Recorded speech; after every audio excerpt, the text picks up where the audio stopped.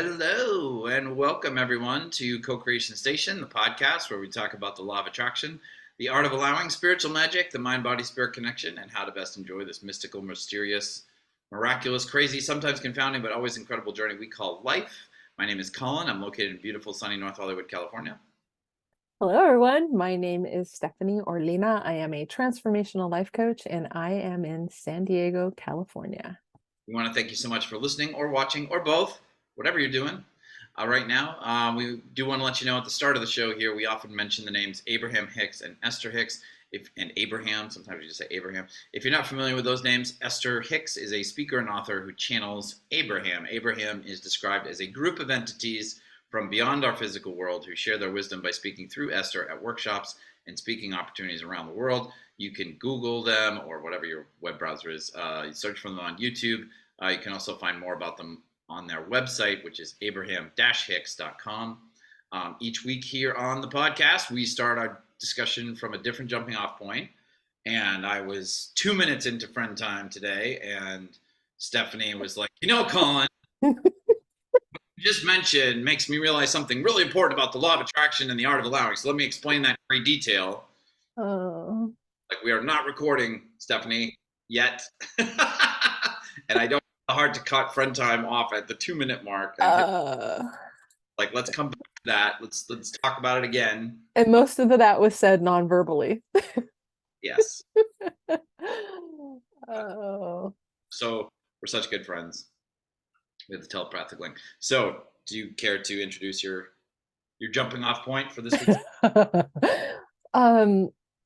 So what prompted it was I bought some bras like several weeks ago and was on my to-do list to call them and, talk to them about sizing and return the ones. And so finally I did it on Thursday, and I'm thinking it's going to take like a week or two to get them. They arrived like an hour ago. It's Sunday. Like, I'm like, what? And I was so happy. And I remember thinking, wow, I attracted that. That's super cool.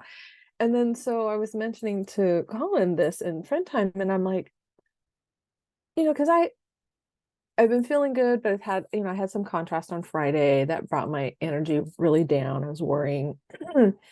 And then I had fun too, and I was feeling really good. And so I was just talking about how it's funny because sometimes when I'm super happy, I'm thinking, oh, cool stuff's going to happen, and nothing really cool happens, but I am feeling really good. And then other times where I'm feeling good, but then there's also like this balance of a little bit of both. Like like I said, I was worrying on Friday and into the evening, and then slept really good. And then in the morning, it wasn't quite so bad. And then I had a lot of super cool things happen this weekend. So I'm like, how does that happen? Like, well, like it's so I don't have to, because I think in my head, I always think I have to feel really good for stuff to happen. That obviously is not the case, because definitely had some, negative emotion going on. And then cool stuff still happened. So like you were saying, like my logical mind's trying to like, what? Like it blows me away when it happens. And you were like, yeah, we're trying to figure it out with our mind. That's not how the universe works. Yeah, I have to say, every time I order a bunch of different colored bras and they show up fast, it blows my. No, I just expect women's underwear to take longer to get to my apartment. But Oh. I think our audience is 100% female, so I'm sure people can relate to the They ordering totally can. Thank you very much. line and having them delivered quickly. Oh. No, I mean, I was saying in response to what you said in friend time, like, yeah, I can get into that. Like my brain, I feel like part of my, it's not my brain, the organ. It's my thinking, my patterns of thinking, the way was trained to think as a younger person. That's still there, sometimes. Is that it's always wanting to like get to like, when can I figure it out and be in total charge of this? Yeah. Of the art of allowing, which is, for me, I understand that to mean a way of working with the law of attraction so that I am welcoming the most amount of stuff that I want to attract into my life from my vortex. um, if I'm in a good vibration, there's this part of practicing the art of allowing, which is it's allowing. It's not grabbing and taking and depositing into my. It's allowing stuff to flow, and what that means is I'm letting go of the control of how that happens. I can, I think I don't know if it was last week or the week before we talked about the Aladdin's lamp, story. Like Yeah. I get to desire things, I get to want things that I don't have manifested currently to come into my life. I get to welcome those things into my life, but I need to stay out of the how it's going to happen business.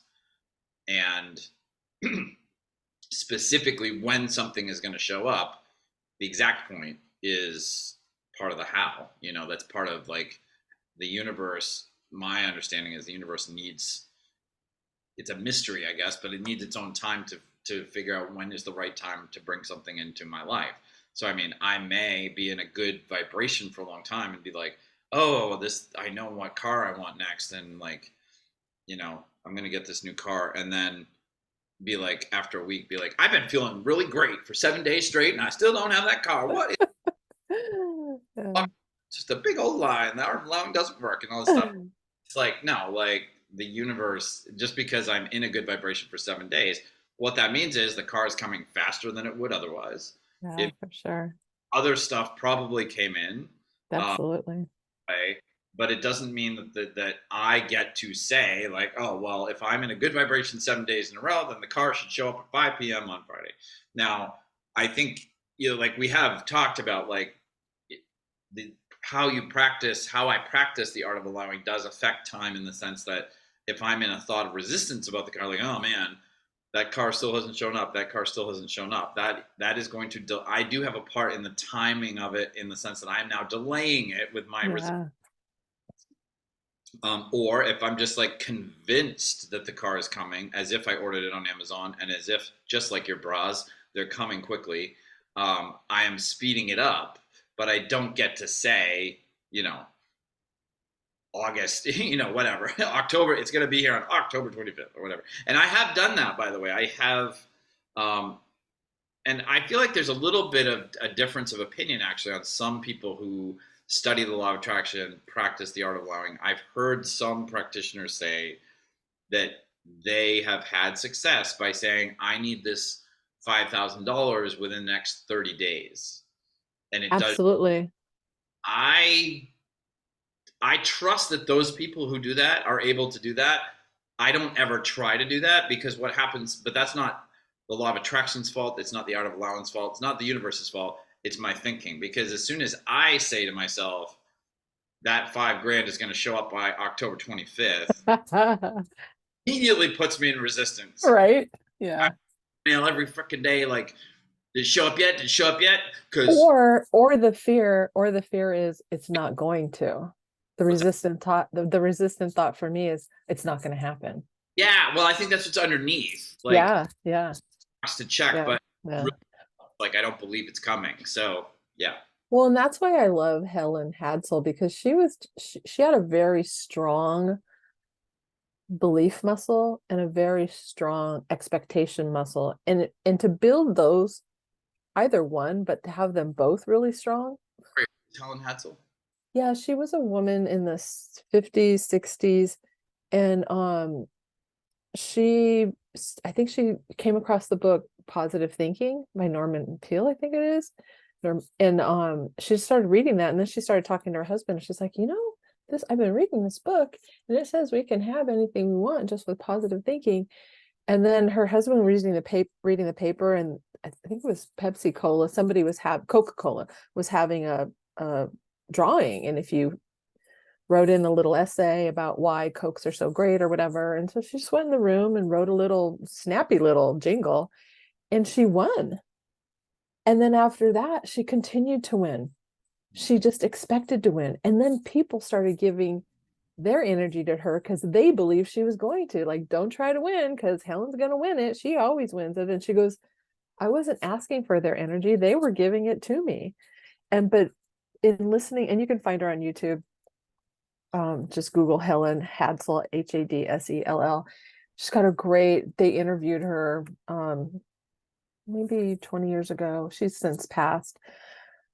I watched her video, them interviewing her. Her story's amazing. And what she did is she believed and she expected. Mm. I think the expecting thing is really, that's one of the most, I don't know if it's the most challenging part, but it's, if it's not, it's number two. The most challenging part of practicing the art of allowing for me. And honestly, what helps me out with that is the whole thing about, it's also true that I don't have to be 100% perfect in my expectation, like my confidence that it's coming. I can, for me, the language I use is I can crack the door and be like, well, maybe it'll show up. I know, I like when you do that. I'm just gonna crack the door a little. But yeah, like there are people who are just like, and I think a lot of people have memories of this at some point in their life where they expected something to happen and it showed up. Yeah. Just felt like, oh, of course it did. And then you look back and you're like, oh wait, like what? Why did I expect that? Yeah. I Um, think it goes back to the whole logical thing. Then we try to figure out like how did that happen? Because then I want to make that happen again. So these are the two things that I heard recently, and I put them down in my little alarms, and it says, practice an expectation that pleases you. mhm, Your expectation is your point of attraction. mhm, yeah, Because how often, because I was doing that the other day, I was worrying about this person that I care about. And I'm like, once I, kind of got a little distance from it and was like, wow, this person said four things to me. And I took each one and then created a story about it that I didn't like. yeah, I'm like, what are you doing, Steph? Like you're using your energy to create something for this person that you adore that you wouldn't want for them. Like I was like, what am I doing? So then once I was able to have some distance between me and that situation, then I started saying what I wanted for this person. Then I started saying the truth about who this person really is in yeah. their full body energy of being a beautiful child of God, however you want to look at it. Um, but I think a lot of us do that as we worry, Mhm. we complain, we do all these things that we're using our powerful thoughts and words to attract and get more of what we don't want. Yeah.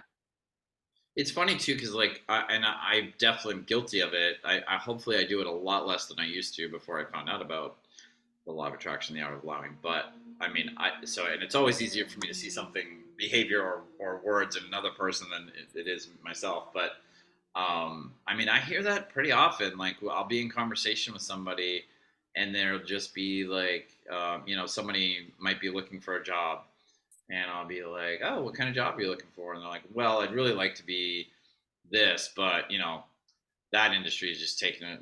Like there's just no opportunity in that field right now. So I'm going to go for this other thing. I mean, I don't really like that, but I hear there's a lot of jobs for it." And I'm like, wow, talk about a set of expectations. Like you are expecting to not get a job in the field you really want, and you're expecting to easily get a job you don't want, and then you're expecting to hate the job that you get. Like you're literally planning like 5 years of your life of misery just with that one sentence. And so many of us can relate to that, right? We've either heard it or we've said it, Yeah, or heard it or said it about something completely different, but the same thing, right? And it's like it's you say it and it makes perfect sense with the yeah, way you just explained it, but yet those things flow right out of our mouths. yeah. And It's it's widely accepted. it's funny too because I notice it a lot when people say it about other people. Like in Los Angeles, a lot of people living here are you know actors, writers, directors, musicians like myself, artists, fine artists. Um, and I hear this a lot from other creative people who are you know doing their career as their professional career as a creative person. Like if they talk to a certain person who's not in the creative arts, they'll say like, oh, that's a really difficult field, isn't it? There's a lot of competition. Like you must be really brave for doing that. And for me, it's like that's the weird thing about that is like that expectation is always about that person who's saying it, you know. But it's almost like they're trying to it's almost like they're trying to convince the person they're talking to. Like you should have. I have this expectation that it's really hard to be an actor, and in fact, it's almost impossible. So you should have that expectation too. And it's like that's another weird aspect of this thing is like why are we getting into the business of other people's vibration, attraction, and journey? It's like Mm. all just concern ourselves with what we want and just believe that we deserve it and like leave other people like if somebody's got a dream of like doing something like let them dream it like Or they, even if they do, like, let's jump on board their train and what, support them. yeah, exactly, yeah. Yeah. Yeah. All right, everyone. Well, thank you for listening today. I feel like we just paused a long pause. I was like, okay, are we done with that? Well, I think for me like it's just the big reminder for me about this is again like it's not about figuring it out. It's not about trying to determine how the things are going to move from my vortex into manifested reality in my life. Like the less time I spend on those things the better. It really is about allowing and about a flow, and the more I'm intellectually like trying to analyze when something's going to show up or whatever, like that is just and again, I don't do when I order a package on Amazon, I don't sit down and go, well, let's see, the website said that it would be 1 to 2 business days and it's Sunday, so that's not a business day. So I mean, I don't do that at all. I'm just like, it'll be here tomorrow or the next day. Like, Yeah, just like yeah, I don't care. Like I literally don't care. And then when it shows up, I'm like, oh yay, I thought it would show up pretty soon, and it did. yeah. So I And mean, if we could do that with everything, huh? And I think that's what I'm practicing is like now in this level of the art of allowing that I'm at is having more of that faith or practicing more of that faith and belief and expectation. Like it's going to come. And I think I have it most in the morning after I've meditated and listened to some Abraham and, you know, do some appreciation and stuff. And I'm like, yeah, look at, I wanted this and it showed up, and I wanted that and it showed up, and this eventually. So like these other things I want are going to show up. I was telling a friend the other day because she called up all upset, and I was like, girl, like it's going to happen. I go, just chill out. I go, look, I go, we're both, however long from now, all these things that we're crying about, we're going to be living them in however long from now. And then, but then we're going to want other things. And so we're going to be doing the same thing. So just like relax, it's going to happen. Like they're indicators. it was very comforting when you said that to me when we were on the phone. I appreciate you I trying to. love calling you my girlfriend. Well, Cool. and I think the art of allowing in life is really like if you can imagine the stock market, how it goes up and down and it's constantly going up and down. I think that's what living life is, and while practicing the art of allowing. Sometimes we're on it and we just feel really good and things are flowing. And other times it's like we're in the depths of it and it feels really bad. And it's like, oh my God. And then it just, we go up and down and up and down. And it's just as long as we're steadily going up, even with all those like little, ups and downs, then we're spot on. Yep. Yep. Cool. Great discussion. We hope you got something out of this episode this week. Thank you so much for listening or watching or both. We're very happy and grateful that you joined us here today. Remember that at this time in September of 2023, we're posting a brand new episode for you every single Monday morning. We truly appreciate you doing whatever your platform that you're consuming us on allows you to do. That always sounds weird to me, consuming us on. It sounds like people are eating us, which is not. It's weird. But anyway, whatever your platform allows you to do Receiving, to support us, yeah, receiving, enjoying, joining us on. no, And maybe not that one either. Receiving. our various web links and our email address are down the doodly doo in the description of the YouTube version of this below. We wish you a happy and abundant week, and we look forward to you joining us again on the next episode of Co-Creation Station. Bye, everybody. Bye.